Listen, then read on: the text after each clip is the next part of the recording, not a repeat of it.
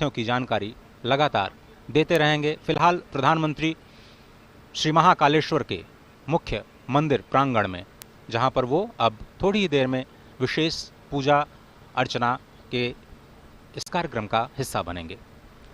महाकाल के दरबार में पहुंचे हैं राष्ट्रनायक प्रधानमंत्री नरेंद्र मोदी।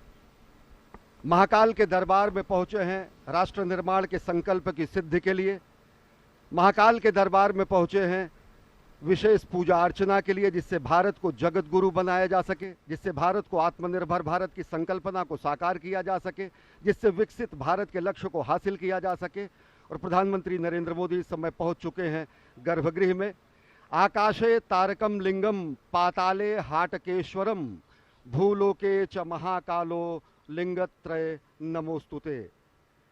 महाकालेश्वर की महिमा अनंत है। भोलेनाथ शिव शंकर महाकाल के दर्शन करने पहुंचे हैं। अभ्यर्थना, पूजा अर्चना, आराधना और वंदना करने पहुंचे हैं राष्ट्रनायक जननायक प्रधानमंत्री नरेंद्र मोदी। और इस वक्त आप जो तस्वीरें देख रहे हैं, प्रधानमंत्री मोदी राष्ट्र की ओर से इस संध्या काल के शुभ मुहूर्त में, आज बहुत ही पवित्र दिन, ये इस वक्त जो समय का चयन किया गया है, काल का चयन किया गया है, वो भी बहुत ही महत्वपूर्ण है, क्योंकि आज कृष्ण पक्ष कार्तिक मास द्वितीया की तिथि, जैसा कि आप जानते हैं, भगवान श्री महाकालेश्वर के कपाल पर जो विद्यमान चंद्रमा है वो भी द्वितीया का ही चंद्रमा है, और इसीलिए इसको बहुत ही शुभ, बहुत ही पवित्र माना जाता है। इस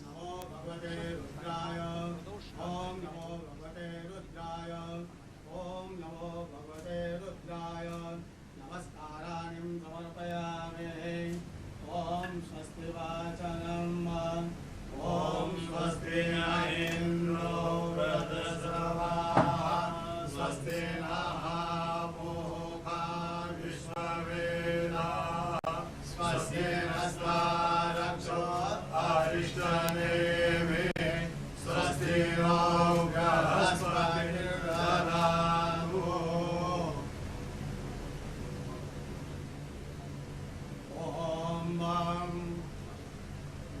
ब्रह्मा गुरु विष्णु गुरुदेवो महेश्वरा गुरु साक्षात् परब्रह्म तस्मै श्री गुरुवे नमः। ओम स्वस्ति वाचनम नमस्काराणि समर्पयामि। रुद्राक्षमाला धारणम् ओम त्र्यंबकं यजामहे सुगन्धिं पुष्टिवर्धनम् उर्वारुकमिव बन्धनं मृत्योर्मुक्षीयमामृतात्। महामृत्युंजय भगवान रुद्राक्षमाला धारणम् अर्पयामि। नमस्काराणि संकल्पः यदि विष्णु तदा वारो नक्षत्रं विष्णुरेव च योगस्य करण सर्व विष्णुरमयं जगत् विष्णोर्विष्णोर्विष्णोर् श्रीमद्भगवतो महापुरुषस्य विष्णुवाज्ञाः प्रवर्तमानस्य अद्य ब्रह्मणो द्वितीयप्रदाते विष्णुपदे श्रीक्षेत्राः कल्पे सप्तमे वैवस्पतमन्वन्मन्त्रे अष्टामीं योगे कलियोगे कलिकृतं चरणे भूर्लोके भरतवर्षे भरतखण्डे जम्बूद्वीपे अवन्तिकायां विशालाक्षेत्रे महाकालमणे हर्षद्वीपीठे बौद्धावतारे मासोत्तम मासे पुण्यपवित्रमासे कार्तिकमासे कृष्णपक्षे चतुर्थ द्वितीयायां भौमवासरे अमुक शर्माहम् अमुक गोत्रोत्पन्नाहम् मम आत्मना श्रुति स्मृति पुराणोक्त वेदोक्त पुण्य फल प्राप्त्यर्थं समस्त भय व्याधि जरा पीड़ा व्याधि समस्त कष्ट निवारणार्थं मृत्युंजय भगवान महाकालेश्वर ज्योतिर्लिंग देवता प्रसन्नार्थं आदिदेविका आदिभौतिका आध्यात्मिक त्रिवधा तापोपशमनार्थं भगवान स्वयंभो सांब सदा शिवाय नमः। समस्त भारतवर्ष विजय फल प्राप्त्यर्थं विश्व कल्याण हेतु महाकालेश्वर अन्मे मनः शिव संकल्पमासो चरण कमलेभ्यो प्रियं मम नमस्काराणि अर्पयामि। नमस्करोमि भगवान सांब सदा शिवाय नमः। अतः ध्यानम् ओम वक्रतुंड महाकाय सूर्यकोटि समप्रभ निर्विघ्नं कुरु मे देव सर्वकार्येषु सर्वदा। ओम गण गणपतये नमः। नमस्काराणि समर्पयामि। ओम जयंती मंगलाकाली भद्रकाली कपालिनी दुर्गा क्षमा शिवा धात्री स्वाहा स्वधा नमोस्तुते। मां पार्वत्यै नमः।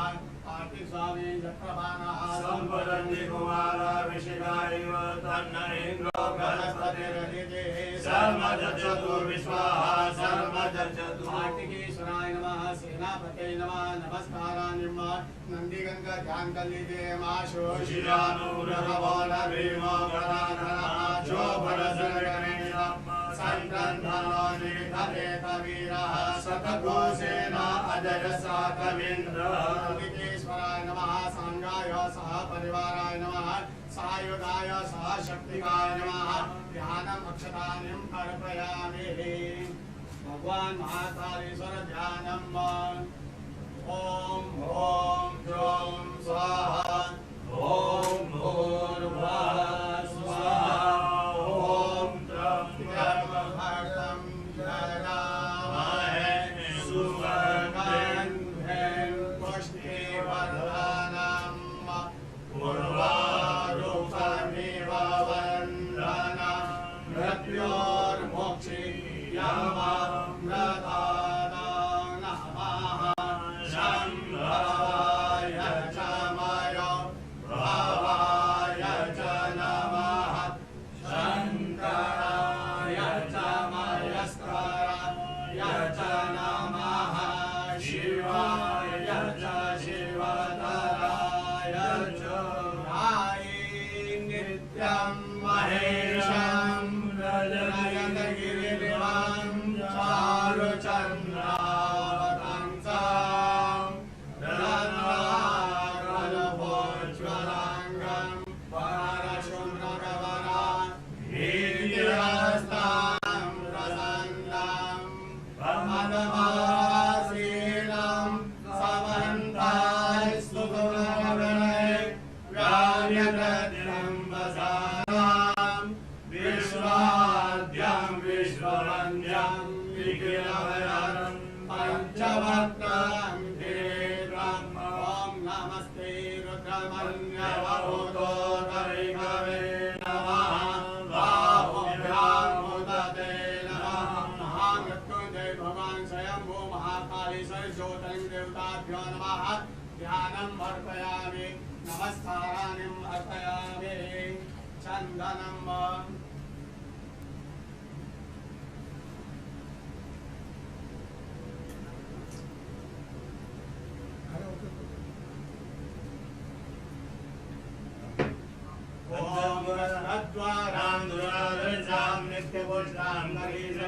ईश्वरीं सर्वभूतानां आमियो भुवनेश्वर्यं स्वां गन्धर्वा अखनो स्वामिन्द्र स्वां बृहस्पतिः स्वामोखदि सोमो राज विद्वान् दशमान्दमुच्यत। हरिरिव भोगैः पर्येति वा वन्द्यायाहेरिं परिपादमानः हस्तघ्नो दिशा वरुणानि विश्वा पुमान् पुमाङ्कुशं परिपादो विश्वतः। सुगन्धि द्रव्यम् अर्पयामि।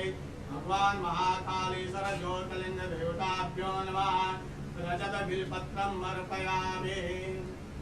गिरिधरं त्रिगुणाकारं किरीटं चान्द्रियायुधं द्विजन्मपापसंहारं अनेकविधं शिवार्पणं वरसनं बिल्पत्रस्य निष्पासनं पापनाशनं अघोरपापसंहारं एकबिल्वं शिवार्पणं काशीवासे निवारणं च कालभैरवदर्शनं पाठितन्या महादानम् अनेकबिल्वं शिवार्पणम्। ओम नमो बिल्विने च कवचिने च नमो वर्विणे च वरोधिने च नमः। श्रुताय च श्रुतसेनाय च नमो ध्वन्द्रुभ्याय च हनन्य माल्यादिने मालिद्यादिप्रभु मया पूजार्थं पुष्पोऽयं प्रतिगृह्यताम्। सेवन्तिका पूर्णचमाकराज्यै पूर्णगजानकरवेरसार पुष्पै बिल्वप्रसाद तुलसी दलमालते स्वां पूजयामि जगदीश्वरमे प्रसिद्ध पुष्पमालां अर्पयामि चतुर्हं व्यधरो प्रतिदाविरमयन्नं मुखं किमस्य सिद्धिं बाहो किमूरुपादा उच्यते पुष्पं समर्पयामि पुष्पमालां अर्पयामि आचमनं धूपं समर्पयामि दीपं समर्पयामि धूपं दीपं समर्पयामि नैवेद्यं निवेदयामि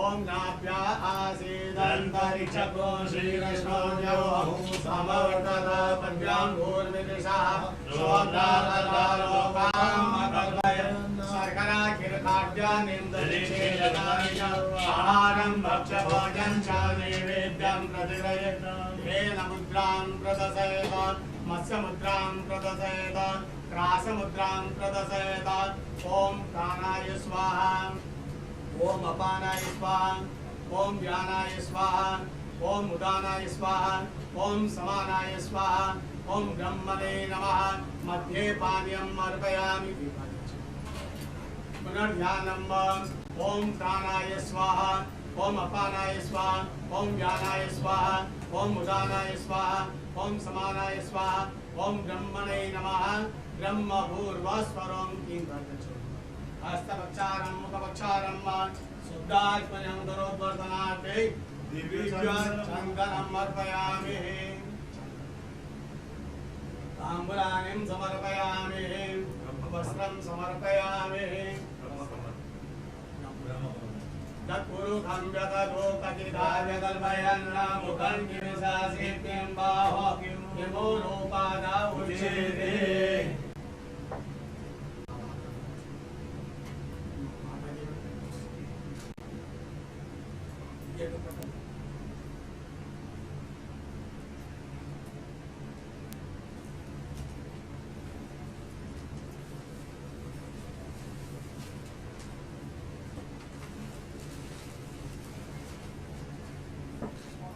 ओम वस्त्रं चतुर्भुजं व्यदतो कथिताव्यकल्पयन् मुखं किमिशासित्यं बाहो किमूलोपादा उच्यते वस्त्रं समर्पयामि आभूषणार्थे गन्धाक्षतमर्पयामि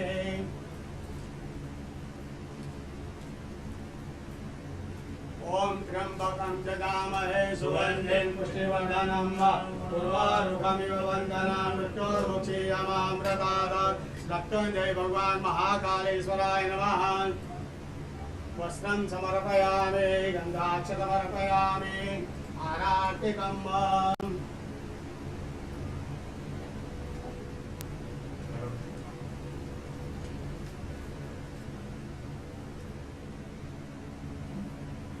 ओम अग्निदेवता वातो देवता सूर्यो देवता चन्द्रमा देवता वसवो देवता रुद्रा देवता चिता देवता वरुणो देवता विषे देवा देवता बृहस्पति देव इन्द्रो देवता वरुणो देवता अर्कोणगौरं कर्णावतारं संसारतारं भुजगेन्द्रं सदा वसन्तं हृदयारेन्द्रे भवं भवानी सहितं नमः सांगाय सह परिवाराय नमः सहशक्तिकाय नमः आराधिकं समर्पयामि पार्वत्यै नमः कार्तिकेश्वराय नमः ओम नंदिकेश्वराय नमः सांगाय सह परिवाराय नमः आराधिकं अर्पयामि शीतलेश्वरं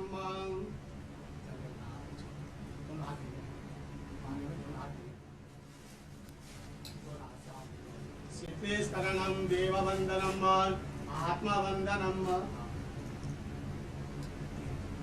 आत्मरक्षार्थ आराधिकम् अर्पयामि मंत्रपुष्पाञ्जलिं ओम तत्पुरुषाय विद्महे महादेवाय धीमहि तन्नो रुद्रः प्रचोदयात् ईशानः सर्वविद्यानां ईश्वरः सर्वभूतानां ब्रह्मादि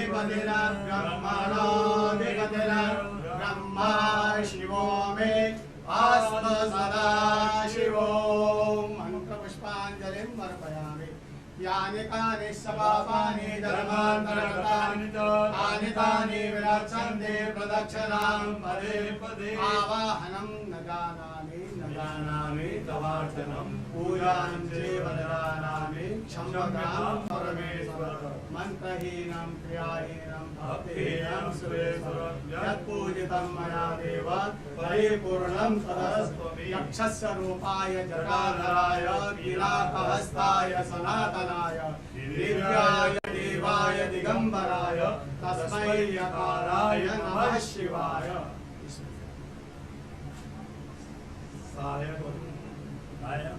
सायंकाले शिवं दृष्ट्वा निशि पापविनश्यति आजन्म कृतमाद्यान्ने छायान्ने सप्तजन्मनि वेदाञ्जनतत्त्वानां नवां कोटिशतेरवे पञ्चकोटिनमूनां तत्परां शिवराजां समाप्राप्ता नमस्काराणि समर्पयामि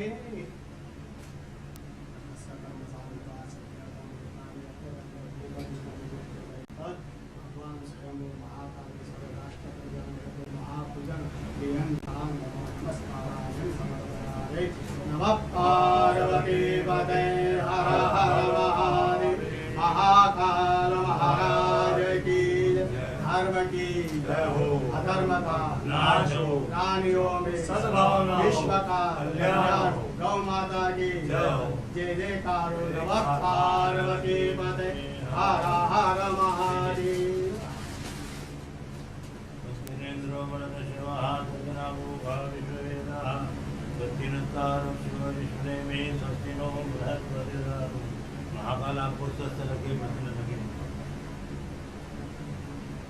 श्री महाकालेश्वर साधना आशीर्वाद तत्पुण्यम जय महाकाल।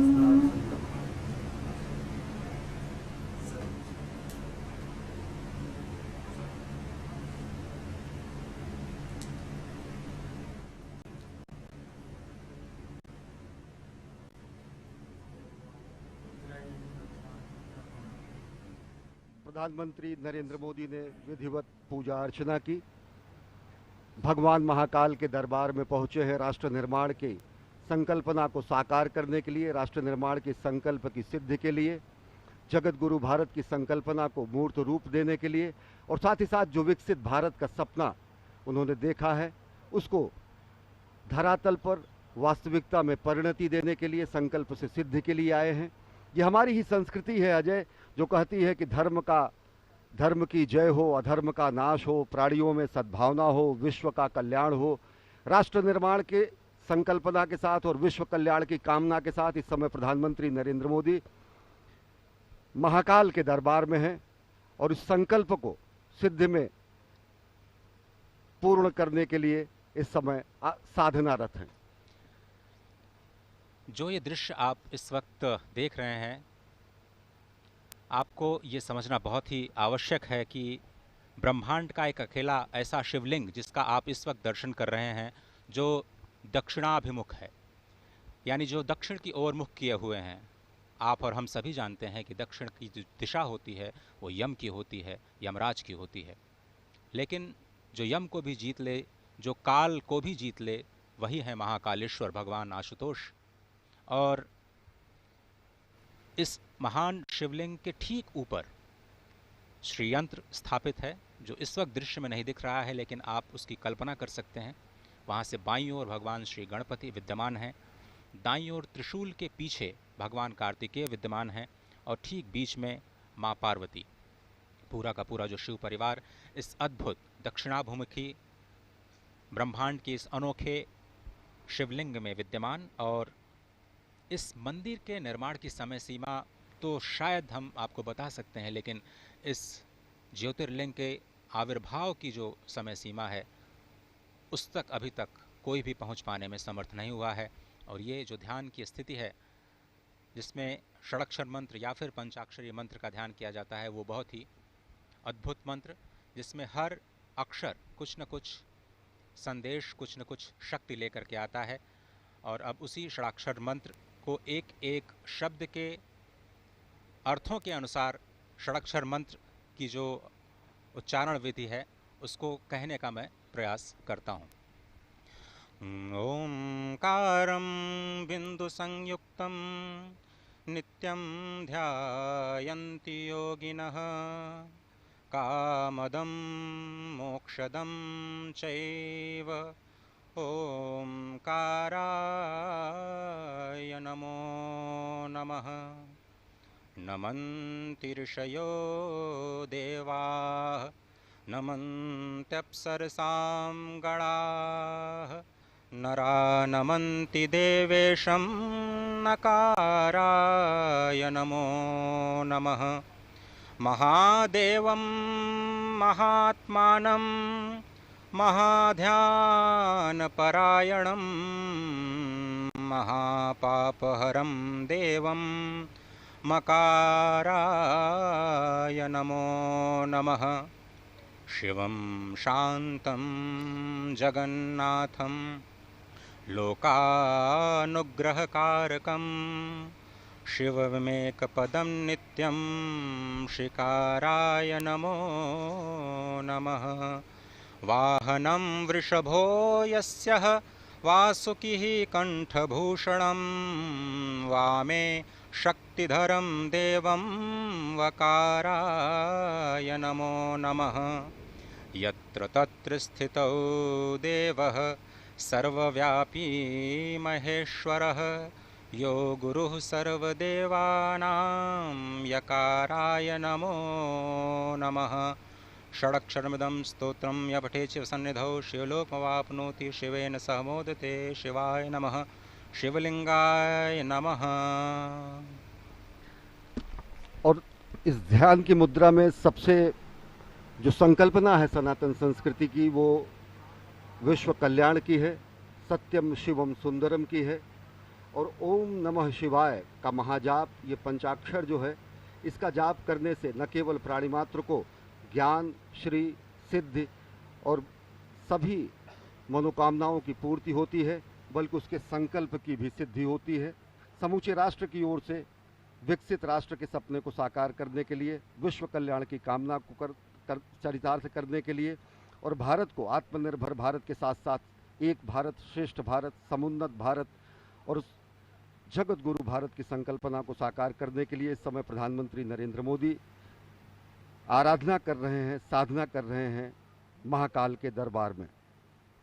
जो पंचाक्षर हैं ओम नमः शिवाय, इनके अलग अलग शब्दों के अलग अलग अक्षरों के अलग अलग अर्थ होते हैं। नागेंद्र हाराय त्रिलोचनाय भस्मांगरागाय महेश्वराय नित्याय शुद्धाय दिगंबराय तस्मय नकाराय नमः शिवाय। मंदाकिनी सलिल चंदन चर्चिताय नंदीश्वर प्रथमनाथ महेश्वराय मंदार पुष्प बहुपुष्प सुपूजिताय तस्मय मकाराय नमः शिवाय। शिवाय गौरी बदनाब्ज वृंदा सूर्याय दक्षाध्वर नाशकाय श्रीनीलकंठाय वृषध्वजाय तस्मय शिकाराय नमः शिवाय। वशिष्ठ कुंभोद्भव गौतमार्य मुनीन्द्र देवार्चित शेखराय चंद्रार्क वैश्वानरवलोचनाय तस्मय वकाराय नमः शिवाय। यज्ञ स्वरूपाय जटाधराय पिनाक हस्ताय सनातनाय दिव्याय देवाय दिगंबराय तस्मै यकाराय नमः शिवाय। पंचाक्षरमिदं पुण्यं या पठेच्छिव सन्निधो शिवलोकम वाप्नोति शिवेन सह मोदते। जो सत्यम शिवम सुंदरम की कल्पना है, जो सत्यम शिवम सुंदरम की संकल्पना है, जो सत्यम शिवम सुंदरम की संकल्पना को साकार करने की संकल्प और सिद्धि है, वो और मजबूत होती है और दृढ़ होती है जब हम अपने राष्ट्रनायक को देखते हैं कि प्राण प्रण से राष्ट्र निर्माण में अहर्निश अपना सर्वस्व न्यौछावर करने के लिए स्वयं प्रस्तुत हैं और दूसरों को प्रेरित करते हैं। प्रधानमंत्री नरेंद्र मोदी, कर्मपरायण प्रधानमंत्री नरेंद्र मोदी का ये धर्मपरायण स्वरूप, जो कि समूचे विश्व को सनातन संस्कृति, भारत भारतीयता के रूप में स्थापित करता है, जो भारत भारतीयता के परिभाषा को पूरे विश्व के सामने रखता है और वो परिभाषा है, हमारी ही संस्कृति है जो कहती है वसुधैव कुटुंबकम। अजय।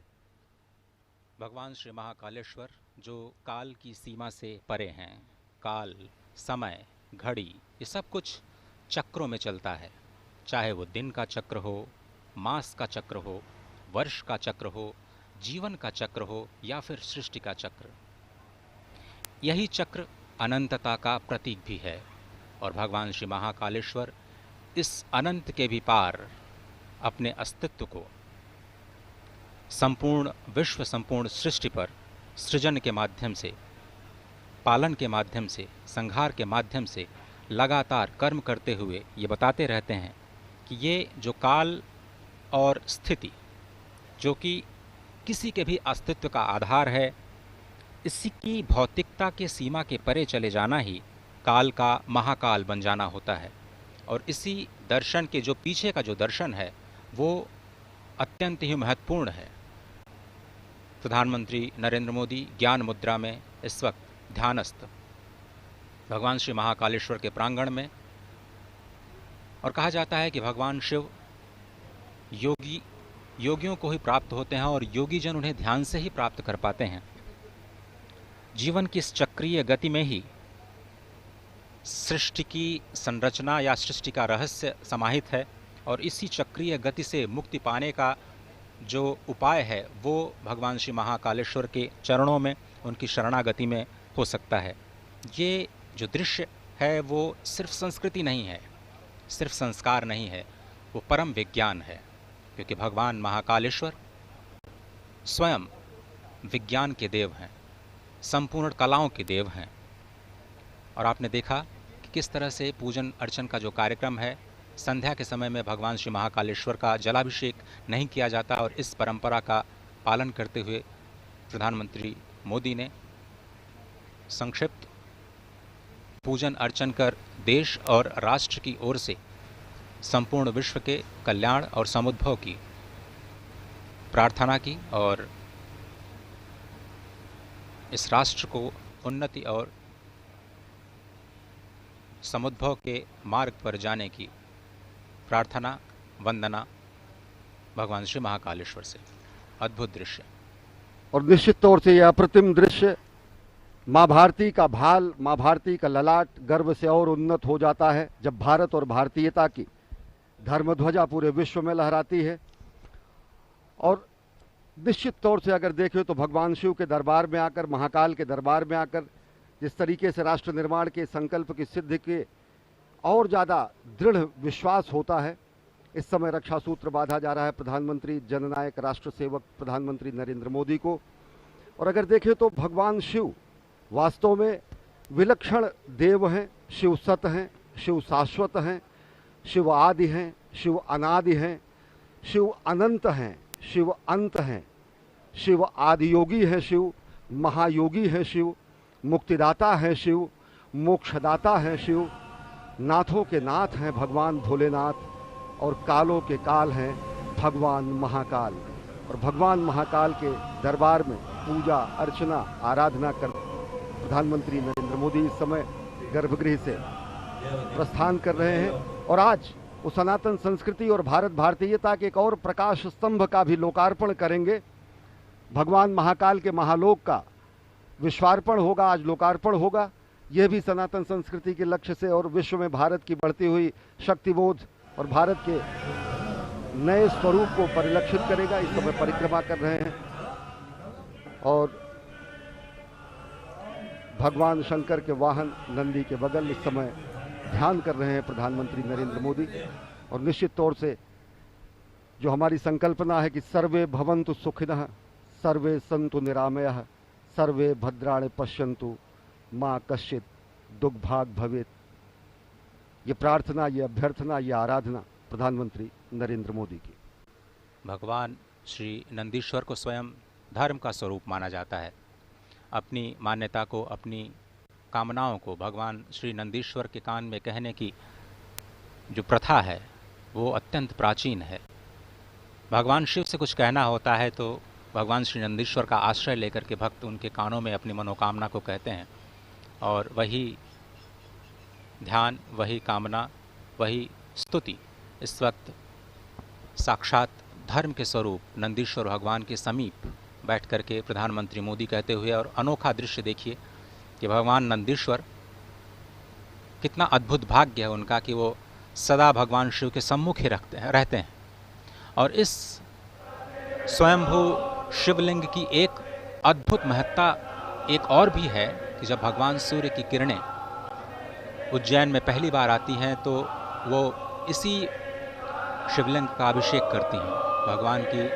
भगवान सूर्य की किरणें जब अस्ताचल की तरफ जाती हैं तो स्वयं इस शिवलिंग का अभिषेक करती हुई जाती हैं।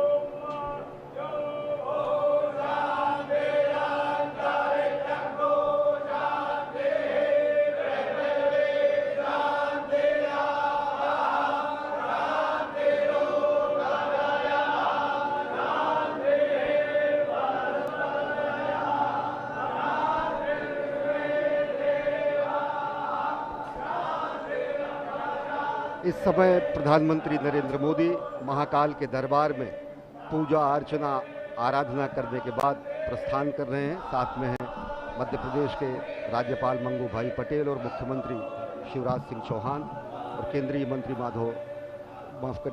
ज्योतिरादित्य सिंधिया।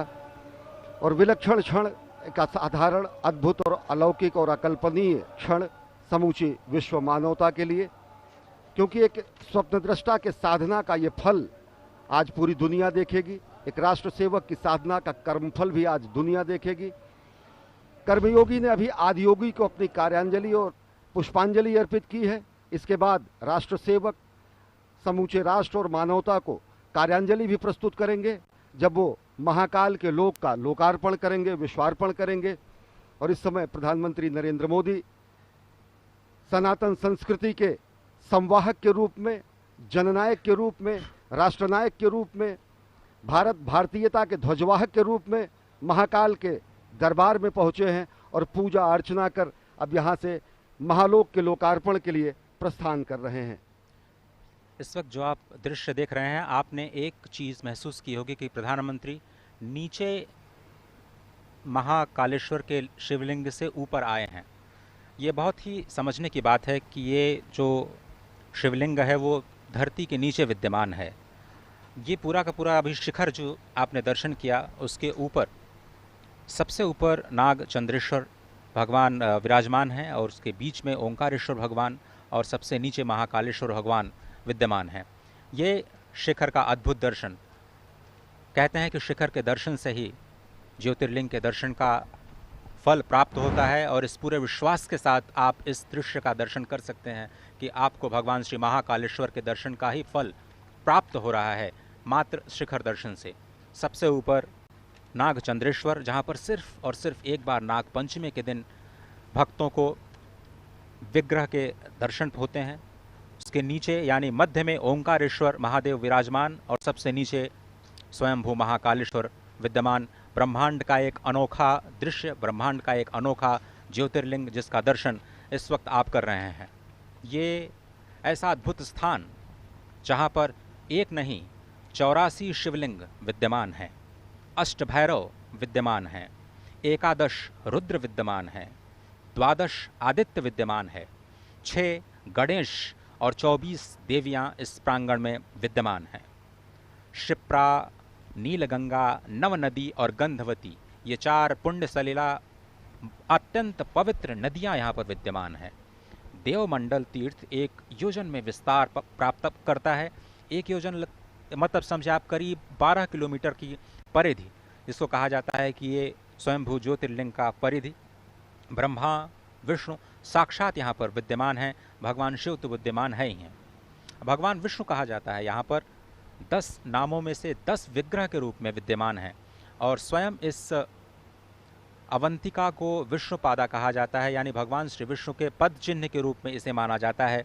और ये 10 विग्रह जो नारायण यहाँ पर विद्यमान हैं, उनके नाम लेने से, नाम के श्रवण करने से भी अत्यंत पाप नाशन कि ये जो नाम हैं वो बहुत ही पवित्र माने जाते हैं और वो नाम श्रवण करना बहुत आवश्यक हो जाता है इस मंदिर के परिसर से। वो नाम हैं वासुदेव, अनंत, बलराम, जनार्दन, नारायण, ऋषिकेश, वाराह, धरणीधर, वामन और शेषशायी।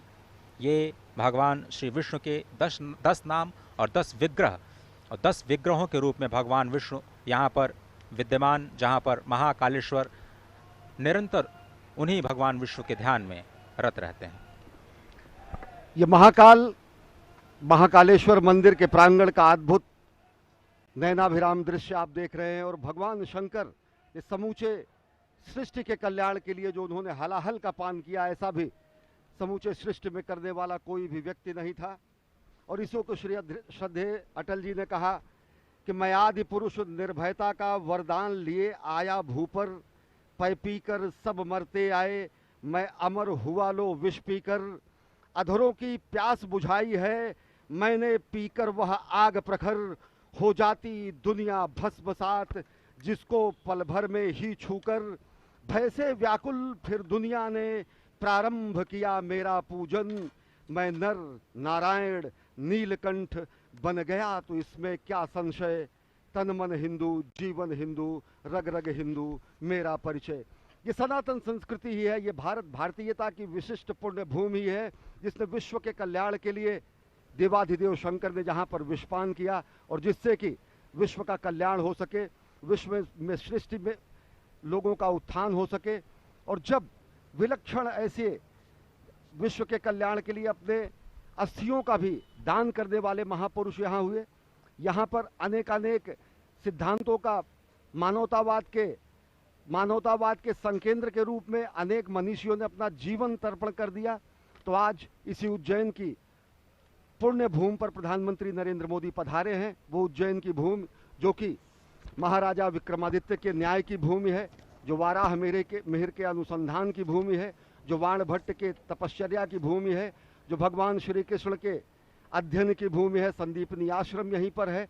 और निश्चित तौर से धरती का नाभिकेंद्र कहा जाने वाला उज्जैन आज एक और आयाम अपने में जोड़ने जा रहा है, क्योंकि महाकाल के दरबार में पूजा अर्चना के बाद अब प्रधानमंत्री नरेंद्र मोदी प्रस्थान कर चुके हैं महाकाल के लोक का महालोकार्पण करने के लिए, जो कि अपने में विलक्षण है, अद्भुत है और साथ ही साथ समूची भारतीयता को अपने में समेटे है।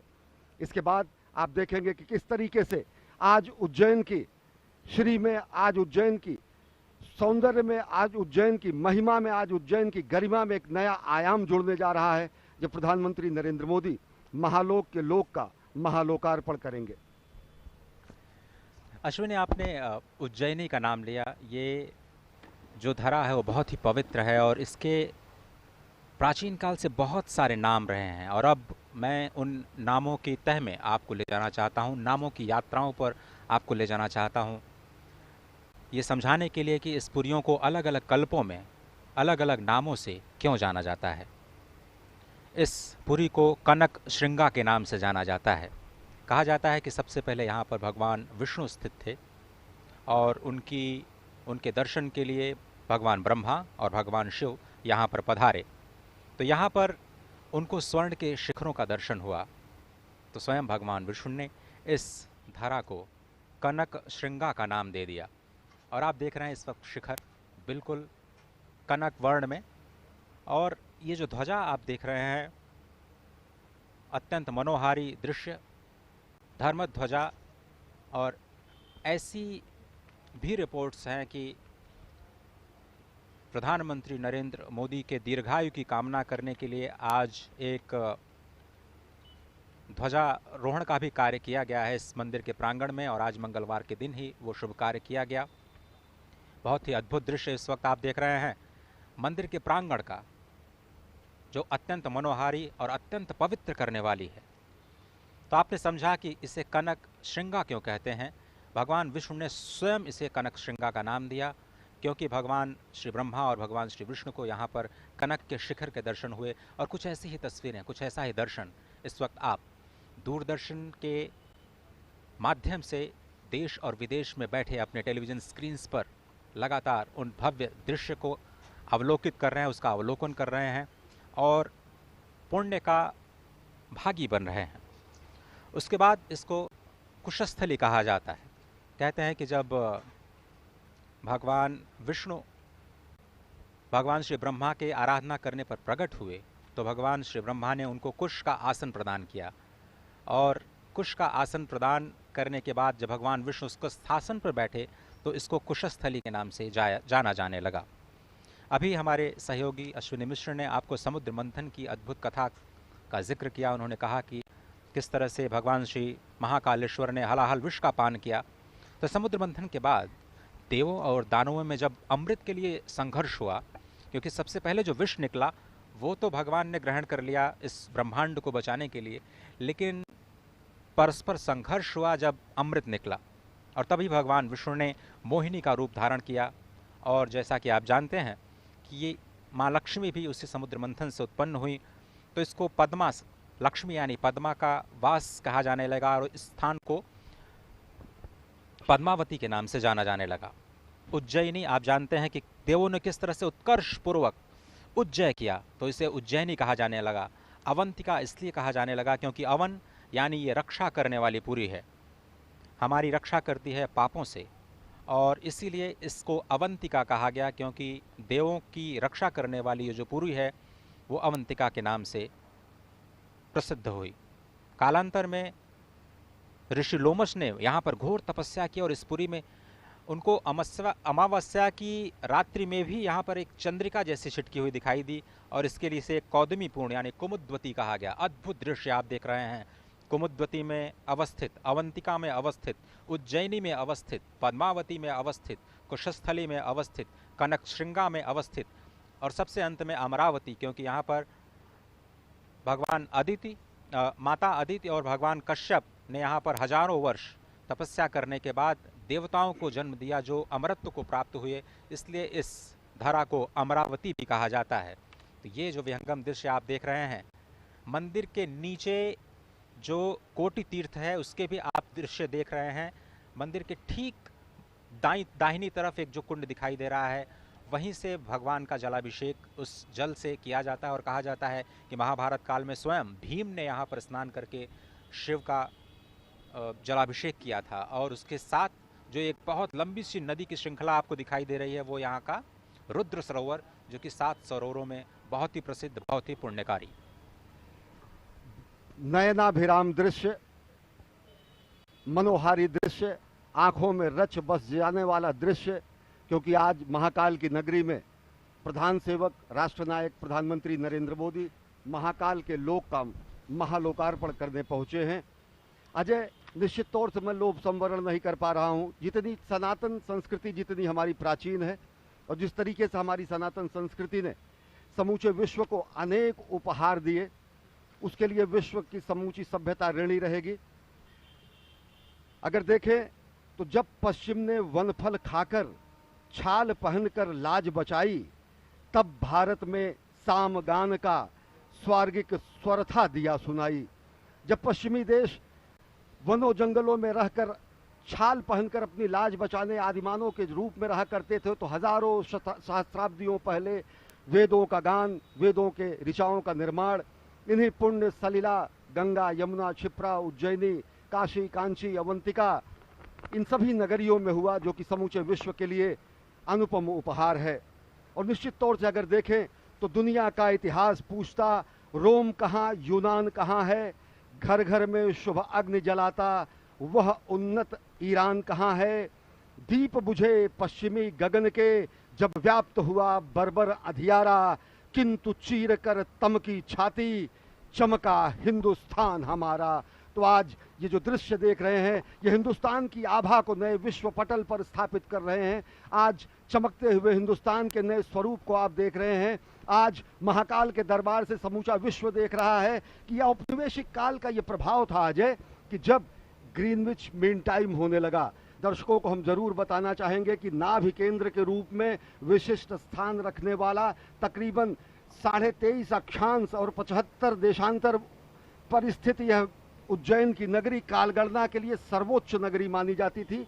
वाराह मिहिर ने अपने ग्रंथों की यहाँ रचना की। यहाँ पर राजाओं ने अपनी वेधशालाओं की स्थापना की। और अगर देखें तो ये मनीषियों की धरती रही, ये तपश्चर्या की धरती रही, ये तप की धरती रही, ये मनीषियों के उद्गम की धरती रही। और निश्चित तौर से आज उज्जैन एक नया आयाम जोड़ने जा रहा है। और विशिष्ट स्थिति उज्जैन की इसलिए भी है क्योंकि अगर देखें तो जब उत्तरायण सूर्य होता है और उत्तरी ध्रुव पर अगर देखें तो 6-6 महीने की रात होती है, तो तकरीबन 3 महीने बाद उज्जैन पर हमेशा सूर्य चमकता रहता है।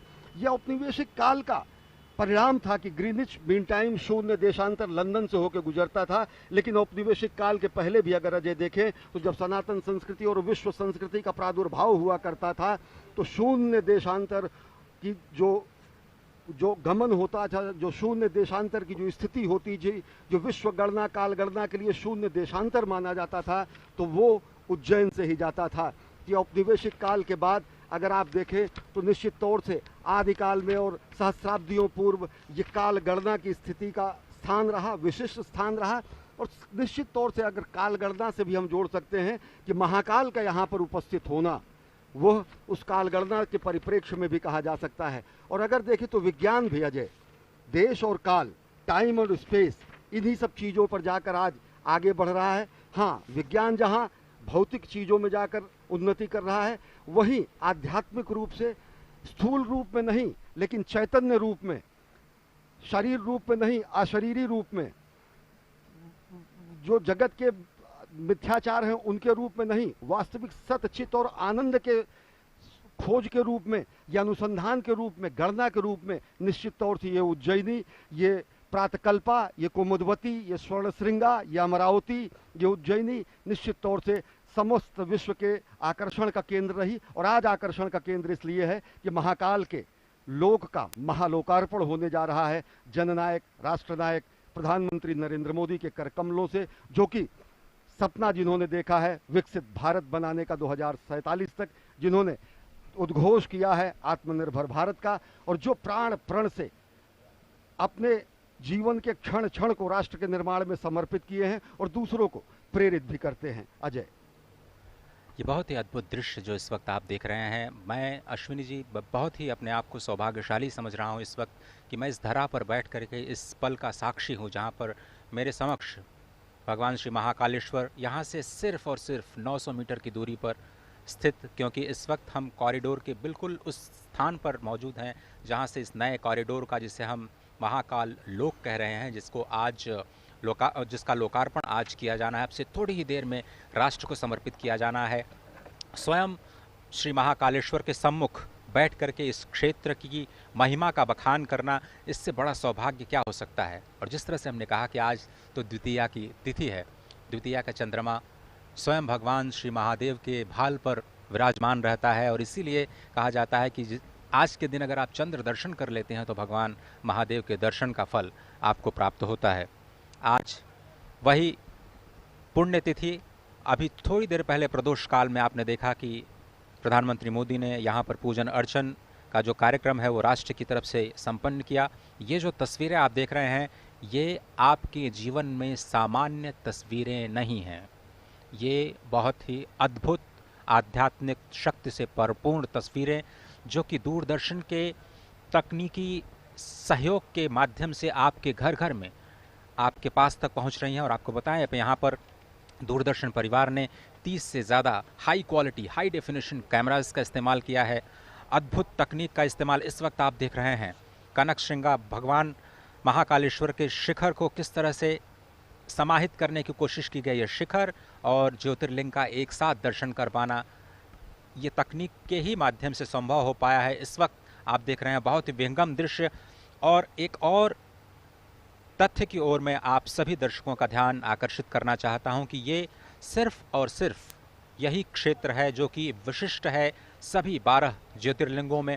और क्यों ये विशिष्ट है ये समझना बहुत ही आवश्यक है, क्योंकि यही ज्योतिर्लिंग है जो कि 5 स्वरूपों में आपको स्पष्ट नजर आता है। ये देखिए विहंगम दृश्य। मैं इसलिए बार बार ये कह रहा हूँ कि इसी ज्योतिर्लिंग को क्षेत्र कहा जाता है, इसी ज्योतिर्लिंग को पीठ भी कहा जाता है, इसी ज्योतिर्लिंग को स्मशान भी कहा जाता है। सिर्फ यही ज्योतिर्लिंग है जिसे महाकाल वन की संज्ञा दी जाती है और इसी क्षेत्र को ऊसर क्षेत्र कहा जाता है।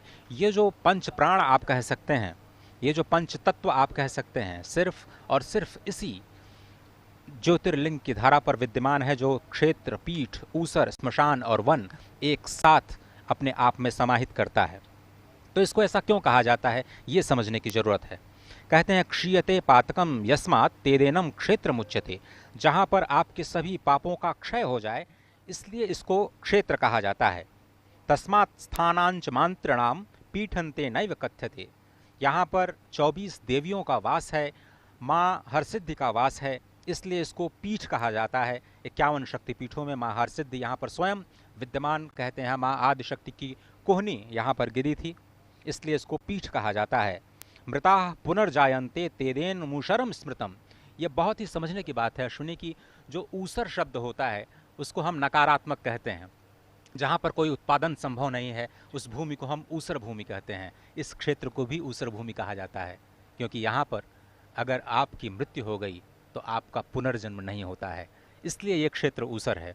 और ऊसर शब्द का इतना सकारात्मक प्रयोग आज तक मैंने अपने जीवन में नहीं देखा, जो आपको जन्म और मृत्यु की अजस्र अनादि अनंत परंपरा से परिच्छेद करके आपको मोक्ष की स्थिति में ले जाता है। इसलिए यह क्षेत्र ऊसर कहा जाता है। और भगवान शिव को बहुत ही ये प्रिय है। स्मशान महाकाल के रूप में यहाँ वे विद्यमान होते हैं, इसलिए इसको स्मशान भी कहा जाता है। और अंत में इसको कहा जाता है महाकाल वन। तो अभी थोड़ी दिन पहले हमने एक महापर्व मनाया शरद पूर्णिमा का।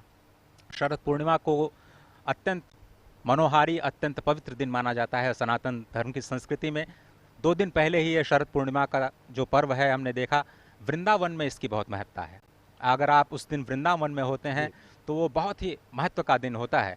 और उसके बाद जो वृंदावन नहीं तो कम से कम महाकाल वन में हम लोग तो आ ही चुके हैं और भगवान श्री महाकालेश्वर ने स्वयं हमें बुलाया। ये मनोहारी दृश्य। और इससे पहले आपने मुझे खुद ये बताया था कि रुद्र सागर जो कि उज्जैन में महाकाल के मंदिर के प्रांगण से ही सन्निध है और बगल में ही है, ये उज्जैन के महासागर में इससे पूर्व जो लोगों ने वो टापू सदृश जगह देखी, पौराणिक मान्यताओं के अनुसार वो महाराजा विक्रमादित्य के सिंहासन की स्थिति है, वो मानी जाती है, यहाँ के लोगों का मत है।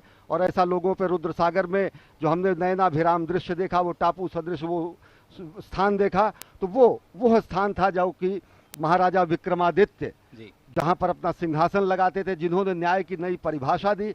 और बेहद मनोहारी दृश्य।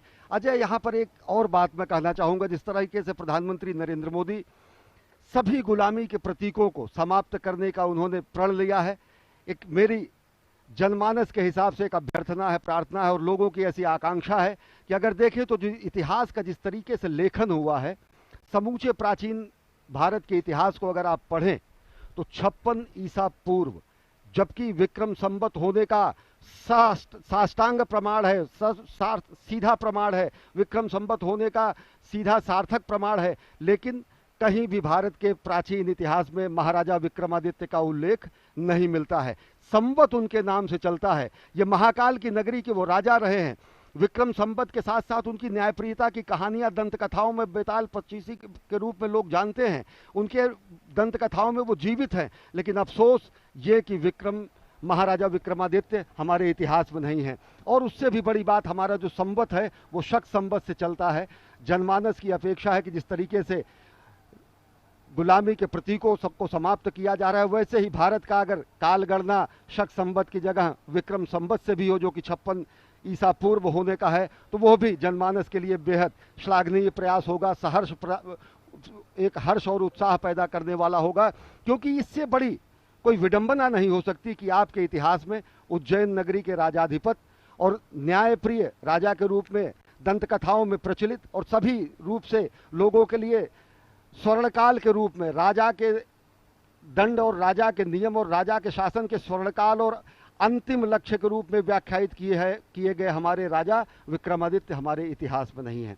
तो निश्चित तौर से उनके नाम पर चलने वाला ये संवत, जो कि 56 ईसा पूर्व, ईसा से भी 56 वर्ष पूर्व होने की बात कही जाती है, तो वह उनके ऐतिहासिकता को तो प्रमाणित करता है और साथ ही साथ अनुसंधानकर्ताओं को, मनीषियों को, विद्वानों को, इतिहासकारों के सामने ये चुनौती भी है कि भले ही शिलालेख न मिले, अगर शिलालेख न मिले होते तो पुष्यमित्र शुंग को कोई नहीं जानता, सातवाहन को कोई नहीं जानता, कनिष्क को कोई नहीं जानता, लेकिन अगर जो चीज़ें उद्घाटित नहीं हुई हैं उनका उद्घाटन भी करना, भारतीय मनीषा और भारतीय संस्कार के प्रतीकों और उनके उद्घाटन करना, उनके लिए अनुसंधान करना, यह भी हमारा आपका ही दायित्व है, अनुसंधानकर्ताओं का दायित्व है। और निश्चित तौर से महाराजा विक्रमादित्य की इस नगरी में आज ये महा आयोजन हो रहा है। प्रधानमंत्री नरेंद्र मोदी धीरे धीरे पहुंच चुके हैं महाकाल के लोक का महालोकार्पण करने के लिए। ये तकरीबन 940 मीटर लंबा और 108 विशिष्ट स्तंभों पर बना हुआ ये विशिष्ट स्थान है, जो कि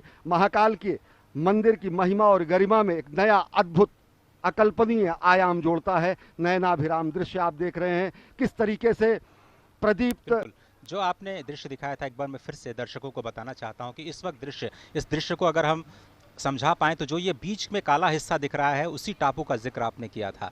ये रुद्र सरोवर, जिसका दर्शन बहुत ही मनोहारी, बहुत ही पापनाशक कहा जाता है, ये जो दृश्य आप देख रहे हैं इसी टापू पर जो हमारे जो राजा विक्रमादित्य है उनका सिंहासन यहाँ पर स्थापित, और उन्होंने ये बताने के लिए कि यहाँ के तो राजा धीराज जो हैं वो महाकालेश्वर हैं, इसलिए उनके प्रांगण में मैं अपने सिंहासन को स्थापित करता हूँ और न्याय की प्रतिज्ञा करता हूँ।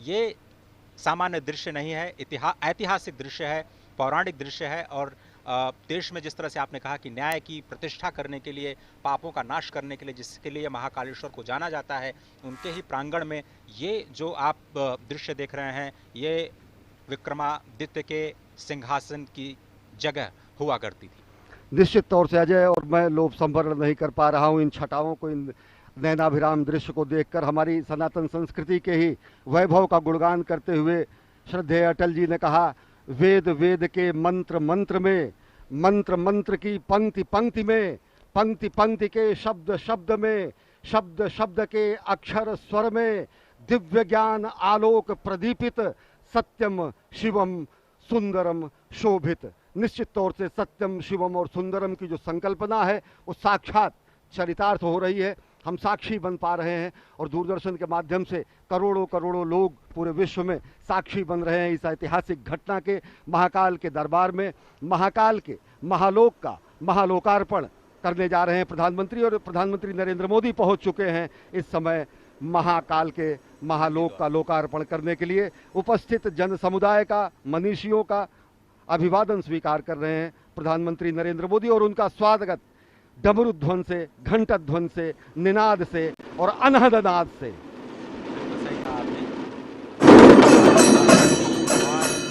प्रधानमंत्री का वो पूरा हुआ और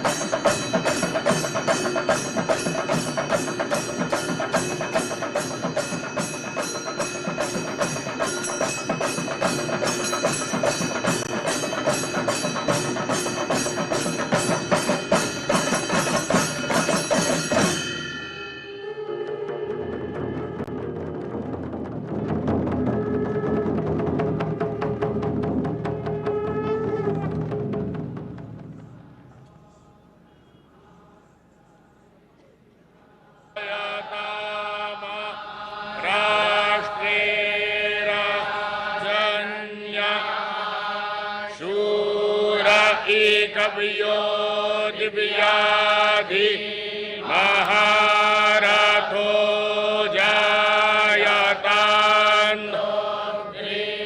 धेनुर्बोधा नड न संभवाय मयो भवाय मयो भवाय संभवाय संभवाय मयो भवाय शंकराय शंकराय मयो भवाय संभवाय संभवाय मयो भवाय शंकराय संभवायेति संभवाय संभवाय शंकराय शंकराय मयो भवाय शंकराय मयस्कराय मयहकराय शंकराय मयो भवाय शंकराय मयस्कराय मयो भवायेति मयः भवाय शंकराय मयस्कराय मयहकराय शंकराय शंकराय मयस्कराय शिवाय शिवाय मयहकराय शंकराय शंकराय मयस्कराय शिवाय शंकरायेति शंकराय मयस्कराय शिवाय शिवाय मयहकराय मयस्कराय शिवाय शिवतराय शिवतराय शिवाय मयहकराय मयस्कराय शिवाय शिवतराय मयहकरायेति मयहकराय शिवाय शिवतराय शिवतराय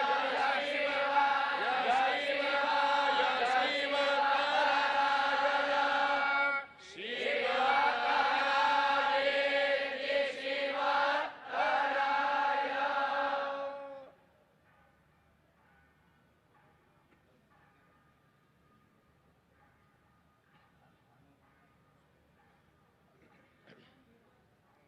आनो भद्राः क्रतवो जन्तु विश्वतो दग्धासो अपरीतास उद्भिदाः देवानो यथा सदमिद्वेधे असन्नप्रायो रक्षितारो दिवे दिवे देवानां भद्रासु मतिर्रेजूयतां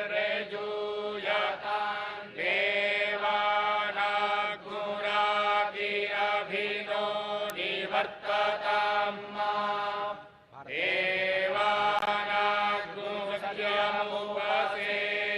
देवानाग्मुसत्यमुपसेदिमाभयन् देवान आयुः प्रति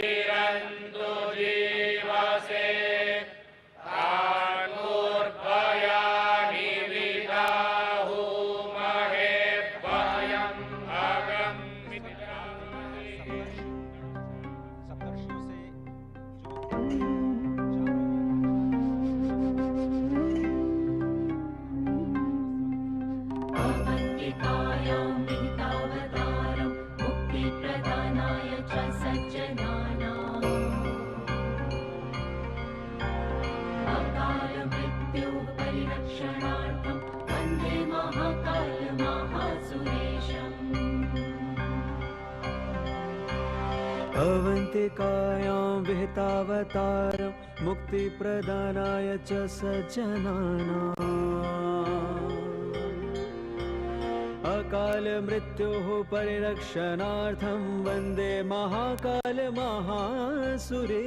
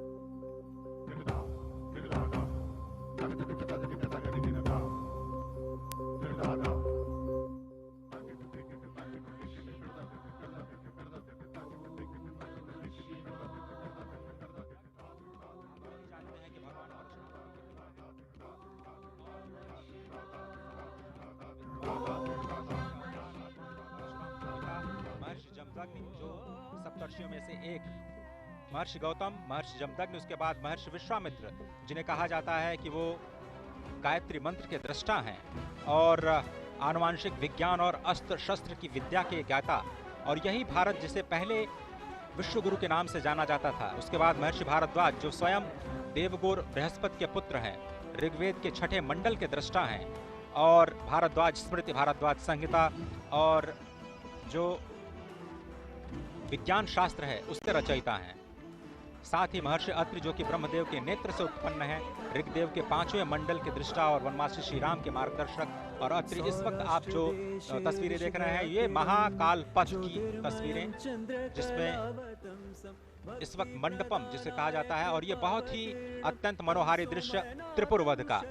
त्रिपुर एक महान दानव जिसे भगवान श्री शिव ने एक ही बाण में त्रिपुरासुर का वध किया, और इस रथ का संचालन स्वयं श्री ब्रह्मा जी ने किया था। ये इस अत्यंत मनोहारी दृश्य के माध्यम से आपको त्रिपुर वध की जो कथा है वो आप तक पहुंच रही है। बेहद विहंगम मनोहारी दृश्य, जैसा कि आपने कहा, इससे पहले हमने देखा कि सप्तऋषियों के दर्शन किए, त्रिपुरासुर संहार का जो संकल्प भगवान शिव ने लिया था उसके उन्होंने दर्शन किए, और इस समय प्रधानमंत्री नरेंद्र मोदी सप्तर्षि मंडल में ही हैं, जहां पर, और साथ ही इस पूरे अगर देखें महालोक को, तो अलग अलग क्षेत्रों में 900 मीटर से ज़्यादा ये लंबा विस्तीर्ण क्षेत्र है, जहां पर अलग अलग शिव पुराण से संबंधित जो कथाएं हैं उनका लोकार्पण किया गया है। त्रिपुर सुर संहार की अगर कथा की बात करें तो ब्रह्मा ने जब ताड़कासुर के तीनों पुत्रों को 3 पुर दे दिए और त्रिपुर राक्षस असुर के रूप में जाने लगे, और जब उनसे समूची मानवता क्लांत हो गई, तो ये दृश्य इस समय देख रहे हैं कि प्रधानमंत्री नरेंद्र मोदी उसका अवलोकन कर रहे हैं।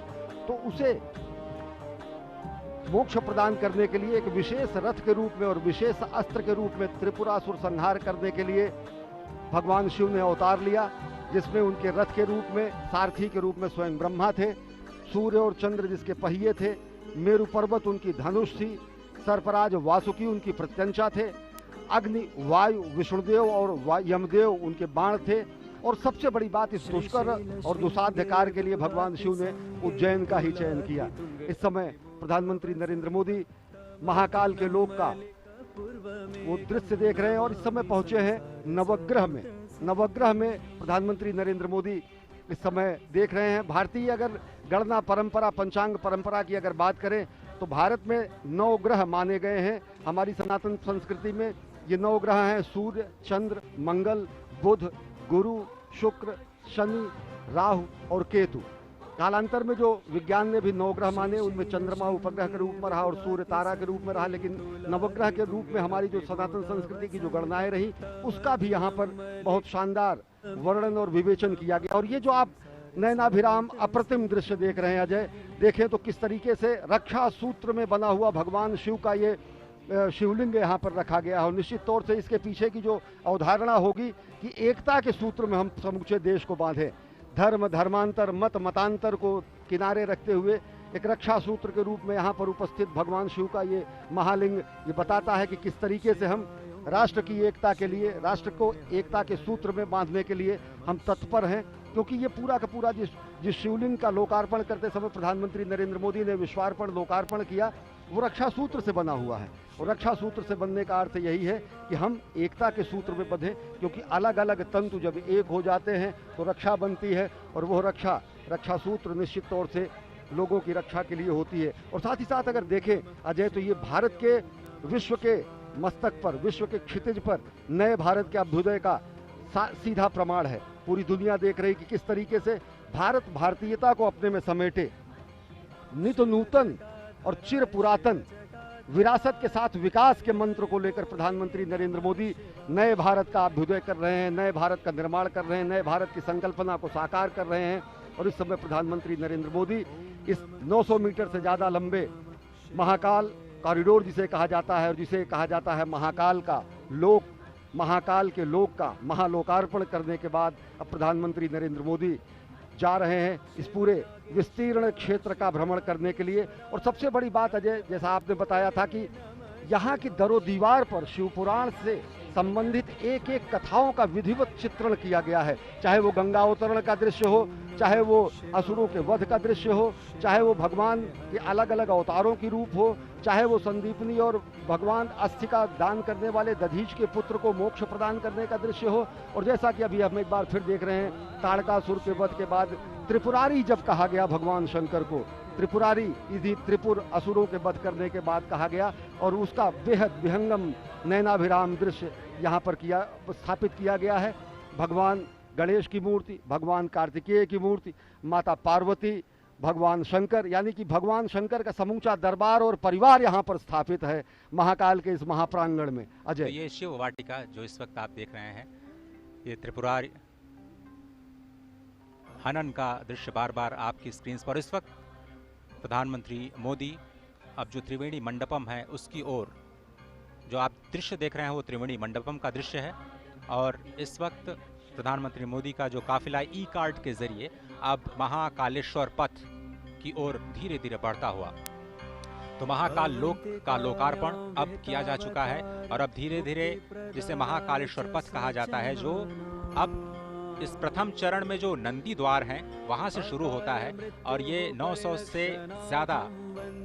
मीटर से ज्यादा लंबा ये पूरा का पूरा महाकालेश्वर पथ, यहाँ से आपको भगवान शिव के जो अवतार हैं, भगवान शिव की जो लीलाएं हैं, भगवान शिव के नाम, भगवान शिव के गुण, उनकी कथाओं का मंचन करते हुए आपको चित्रवृत्तियां दिखाई देंगी जो आपको एक अद्भुत दुनिया में ले जाती हैं। और तकनीक का भी बहुत ही ज़बरदस्त इस्तेमाल यहाँ पर किया गया है, जिसमें अगर आपको इन भित्ति चित्रों पर जो कथाएं जिसे आप नहीं समझ पा रहे हैं, आप बारकोड के स्कैन के ज़रिए आप वहाँ तक पहुँच सकते हैं और वहाँ की जो कथाओं को आप आसानी से तकनीक के माध्यम से उसके बारे में जान सकते हैं, उनके बारे में पढ़ सकते हैं।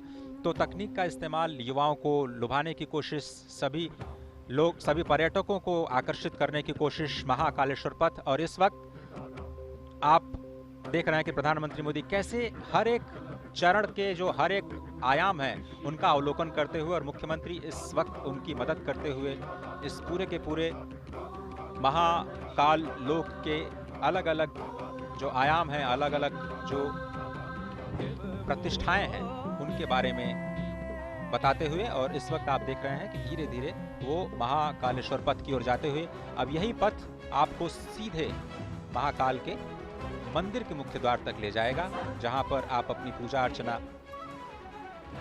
अपने तरीके से संपन्न कर सकते हैं। और अगर आप समझें तो ये पूरे के पूरे पथ में जो सुविधाएं हैं पर्यटकों के लिए वो विकसित की गई हैं, और मकसद यही है कि स्मार्ट सिटी के तौर पर उज्जैन को एक विकास दिया जाए।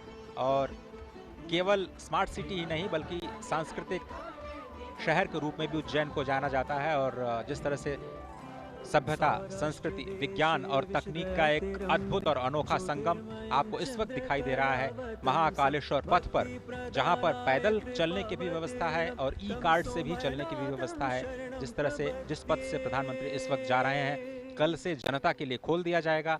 और आम जनता कल से ही इस पथ का प्रयोग करते हुए चाहे तो पैदल और चाहे तो ई कार्ड के माध्यम से भगवान श्री महाकालेश्वर के मुख्य मंदिर की ओर जाने के सफर पर निकल सकते हैं और साथ ही जो शिवलोक के कथाएं हैं उनको अपने आप में समाहित करने की प्रक्रिया को भी समझ सकते हैं, जान सकते हैं। निश्चित तौर से अजय अगर देखें तो ये अकल्पनीय दृश्य है। जिस तरीके से रुद्र सागर का पुनरुद्धार हुआ, जिस तरीके से रुद्र सागर को विस्तार दिया गया, जिस तरीके से रुद्र सागर का विस्तारीकरण करने के बाद सौंदर्यीकरण किया गया, उस तरीके से ये सही मायने में अगर देखें तो अद्वितीय है, अतुलनीय है, अप्रतिम है, अनुपम है।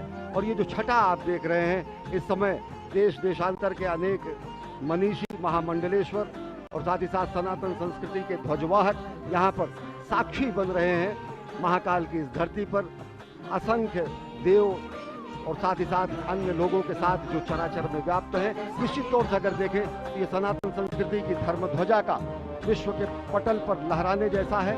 और साथ ही साथ अगर देखें तो ये एक स्वप्नद्रष्टा की साधना के सफल होने का परिणाम है। अजय देखें तो संकल्प से सिद्धि का परिणाम है। ये राष्ट्र सेवक की साधना का ये कर्मफल है। और साथ ही साथ कर्मयोगी प्रधानमंत्री नरेंद्र मोदी के दिशा निर्देशन में बना हुआ ये महाकाल का लोक आदि योगी को दी गई सही और सच्चे मायने की कार्यांजलि है। पुष्पांजलि अर्पित की उन्होंने अभी महाकाल के दरबार में, और अब कर्तव्य परायण स्वरूप में कार्यांजलि अर्पित कर रहे हैं सनातन संस्कृति के दिव्य प्रकाश स्तंभ के रूप में, जो कि महाकाल के महालोक के रूप में आज जिसका लोकार्पण किया गया है। एक और बहुत ही महत्वपूर्ण जानकारी जो मैं आप सभी के साथ साझा करना चाहता हूँ अश्विनी, वो ये कि आप इस वक्त जो दृश्य अपने टीवी स्क्रीन पर देख रहे हैं वो भारत का पहला नाइट गार्डन है। ये भारत का सबसे लंबा टेम्पल कॉरिडोर है जिसे आप महाकालेश्वर पथ के तौर पर अब आज से जानेंगे। महाकाल लोक का ये महाकालेश्वर पथ इस वक्त भारत का सबसे लंबा कॉरिडोर, काशी कॉरिडोर भी आपने देखा, वो 300 मीटर करीब उससे 3 गुना ये जो लंबाई है। और इस वक्त जो दीवारों पर जो कथाएं चित्रित की गई हैं वो कैसे उकेरी गई हैं और कैसे सभी संतों से, सभी महर्षियों से विचार विमर्श करने के बाद किन श्लोकों को वहाँ पर उद्धृत किया जाना है। और इस पूरे के पूरे जो आपको दीवार दिख रही है वो 25 मीटर ऊंची, उसमें आधे किलोमीटर यानी 500 मीटर का जो हिस्सा है वो शिव पार्वती के विवाह के संबंध से जुड़ी हुई कथाओं के लेकर के समेटे हुए है। और अजय, सबसे बड़ी बात आपने ये भी बताई, दर्शकों को अपनी रिपोर्ट में भी दिखाया कि किस तरीके से ये पुरातन और नवीन का संगम भी है।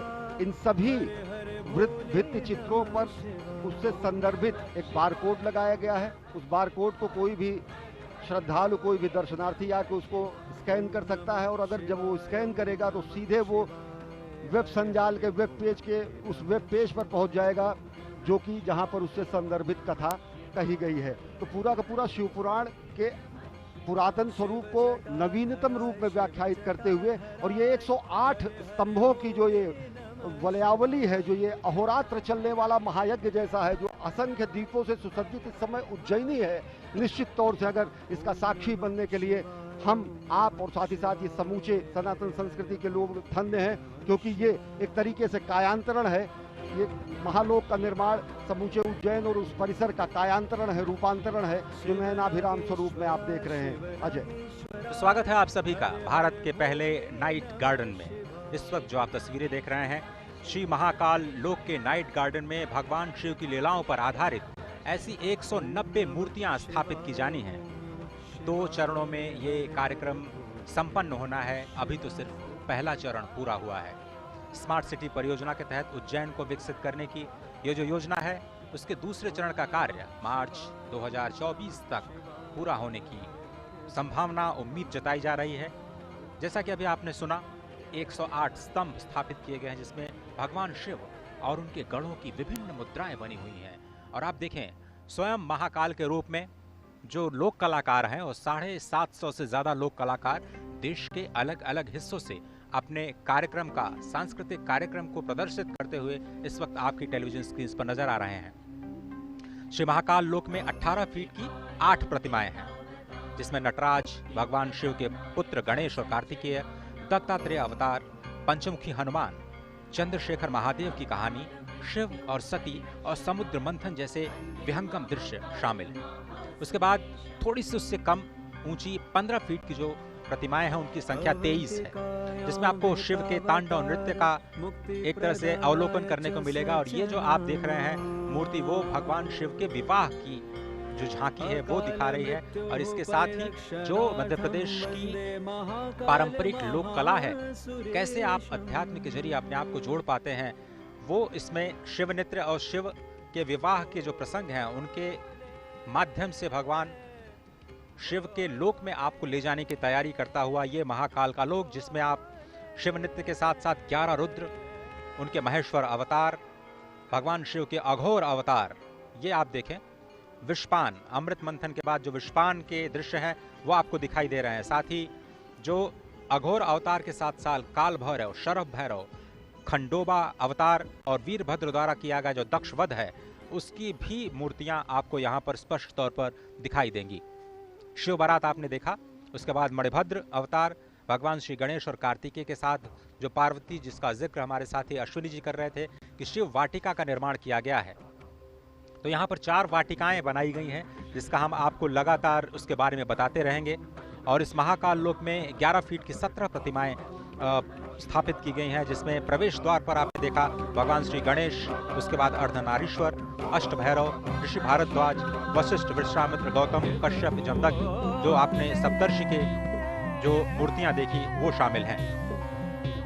बहुत ही अद्भुत जो प्रतिमाओं का दर्शन और उसके साथ साथ जो भगवान शिव की जो शिवत्व का दर्शन है, वो आप कैसे दृश्यों के माध्यम से अपने आप में समाहित करते हुए भगवान श्री महाकालेश्वर मंदिर की अपनी यात्रा को धीरे धीरे आगे बढ़ाते हुए और अत्याधुनिक सुविधाओं का आनंद लेते हुए कैसे आप अध्यात्म के सफर पर चल सकते हैं और कल ही से इस योजना का या फिर कहें इस सुविधा का लाभ उठा सकते हैं, वो अब राष्ट्र को समर्पित हो चुका है।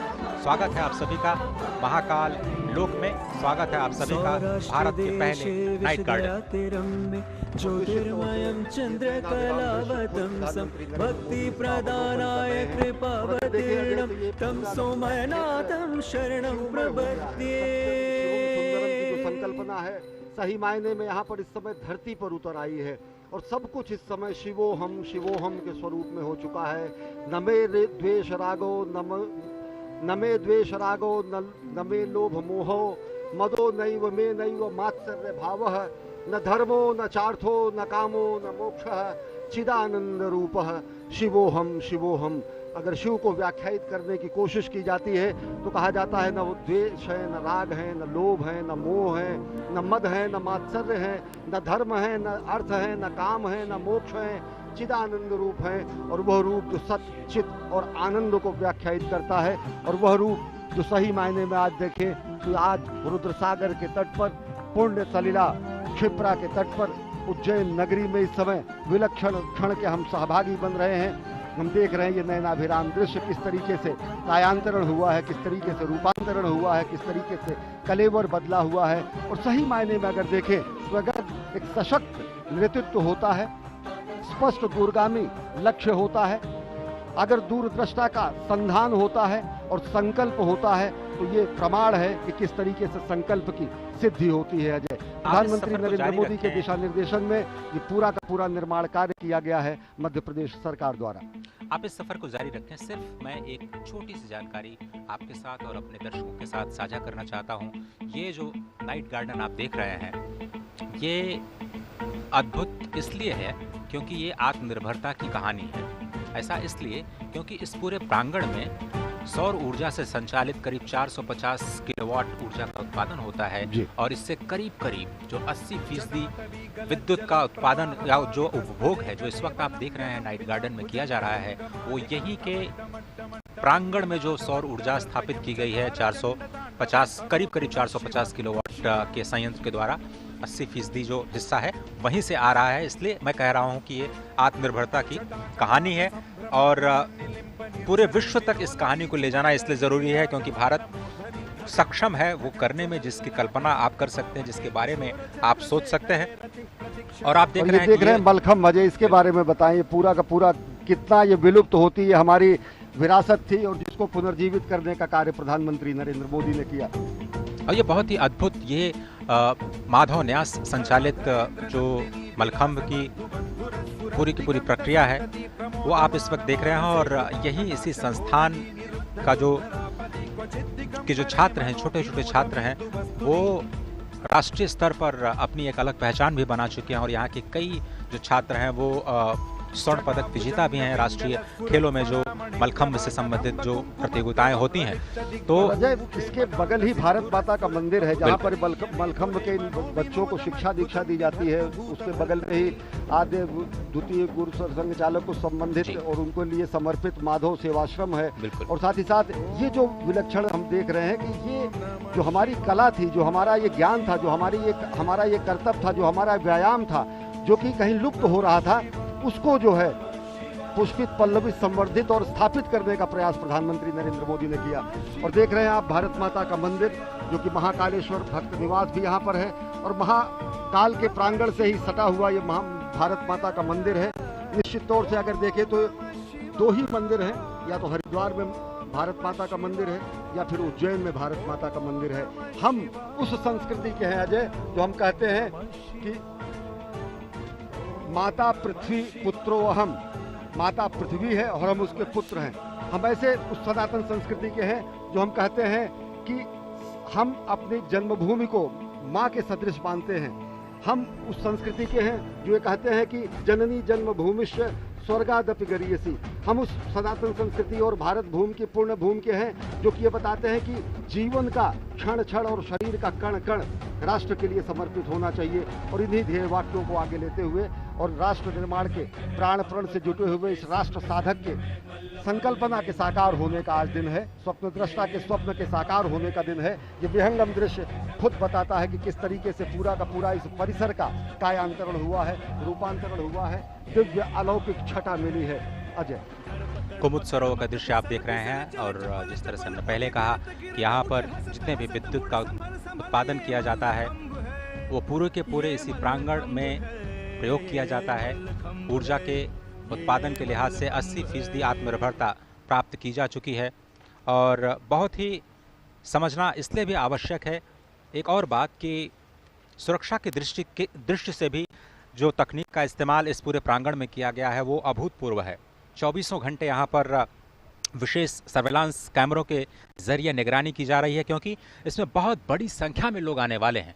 अगर आप देखें जो नंदी द्वार है वहाँ से करीब 20,000 लोग एक साथ प्रवेश कर सकते हैं।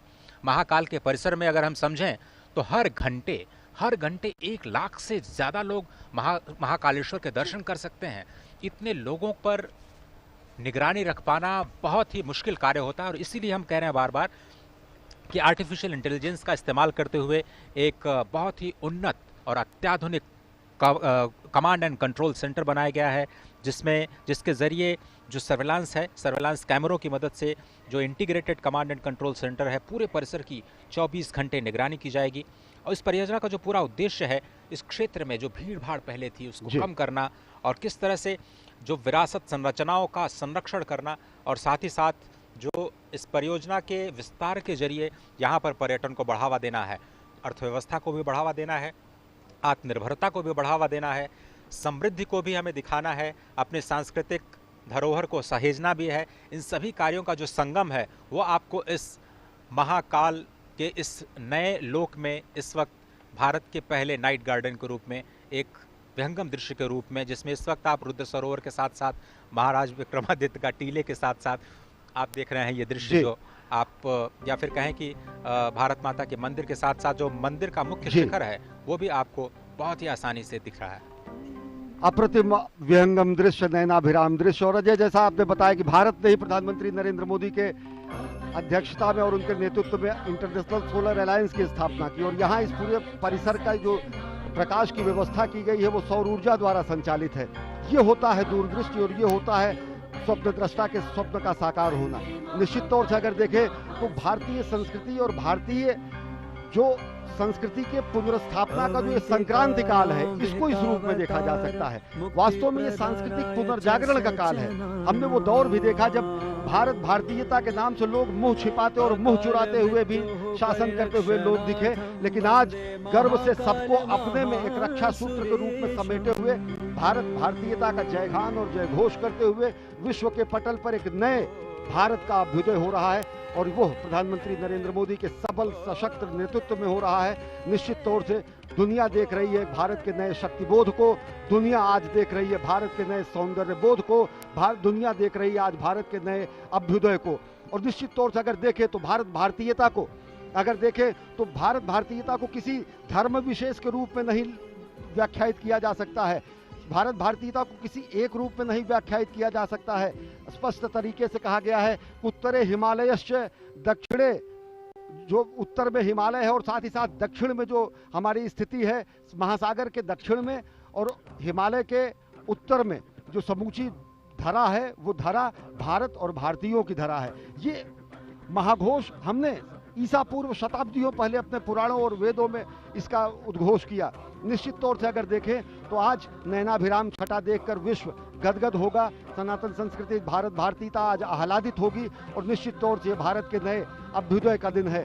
और अगर उनको चंद शब्दों में समेटे श्रद्धेय अटल जी के शब्दों में अजय, तो उन्होंने कहा कि मैं एक बिंदु परिपूर्ण सिंधु, ये रुद्रसागर के एक एक बिंदु में भी ये व्याख्या समझी जा सकती है कि किस तरीके से हमारा समाज है। हम तो एक बिंदु परिपूर्ण सिंधु, यह है मेरा हिंदू समाज, मेरा इसका संबंध अमर, मैं व्यक्ति और यह है समाज, इससे मैंने पाया तनमन, इससे मैंने पाया जीवन, मेरा तो बस कर्तव्य यही सब कुछ कर दूं इसको अर्पण, मैं तो समाज की थाती हूँ, मैं तो समाज का हूँ सेवक, मैं तो समष्टि के लिए व्यष्टि का कर सकता बलिदान अभय, तन मन हिंदू जीवन हिंदू रग रग हिंदू मेरा परिचय। मानवता के कल्याण के लिए हमने अस्थि का दान किया है, समष्टि के कल्याण के लिए व्यष्टि का बलिदान करना हमारी परंपरा रही है, समष्टि के कल्याण की प्रार्थना और अभ्यर्थना करनी हमारी सनातन संस्कृति का मूल बिंदु रहा है। और आज महाकाल के इस दरबार से, महाकाल के इस